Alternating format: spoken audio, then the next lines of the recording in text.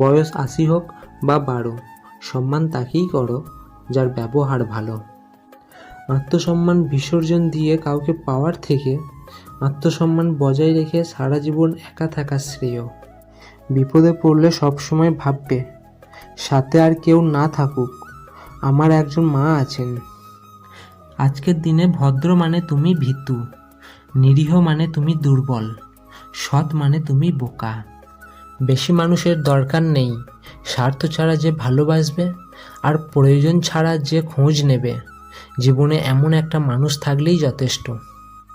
ধৈর্য দিয়ে যা অর্জন করা যায় তা শক্তি প্রয়োগ করেও করা যায় না। অন্যের ভালো থাকায় খুশি হওয়ার মতো মানসিকতা সবার থাকে না।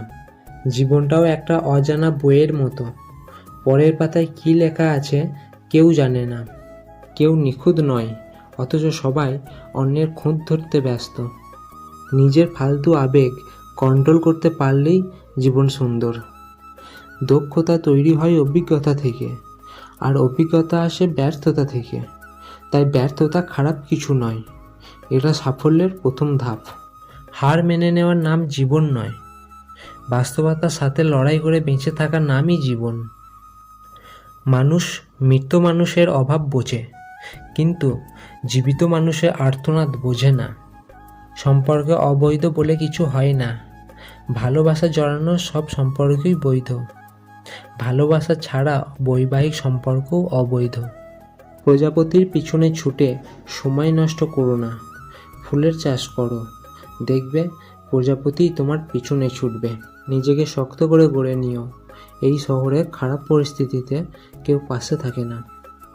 স্ত্রীকে কখনো দাসী নয়, জীবন সঙ্গিনী হিসেবে মর্যাদা দিন, কারণ সে তার পিতার কাছে একসময় রাজকন্যার মতো ছিল। খারাপ সময়ে জীবন শেষ হয়ে যায় না, বরং খারাপ সময়ে আপনার জীবনের সেরা পথটি তৈরি করে দেয়।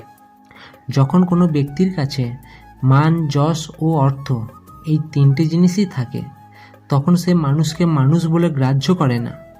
তখন সে ভুলে যায় যে তার থেকেও শক্তিশালী কেউ আছে এই পৃথিবীতে, আর সেটা হলো সময়।